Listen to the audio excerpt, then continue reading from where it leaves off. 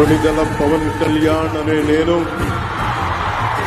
శాసనం ద్వారా నిర్మితమైన భారత రాజ్యాంగం పట్ల నిజమైన విశ్వాసం, విధేయత చూపుతానని, భారతదేశ సార్వభౌమాధికారాన్ని, సమగ్రతని కాపాడుతానని, ఆంధ్రప్రదేశ్ రాష్ట్ర మంత్రిగా నా కర్తవ్యాలను శ్రద్ధతో, అంతఃకరణ శుద్ధితో నిర్వహిస్తానని, భయం గాని, పక్షపాతం గాని, రాగద్వేషాలు గాని లేకుండా రాజ్యాంగాన్ని, శాసనాలని అనుసరించి ప్రజలందరికీ న్యాయం చేకూరుస్తానని దైవ సాక్షిగా ప్రమాణం చేస్తున్నాను.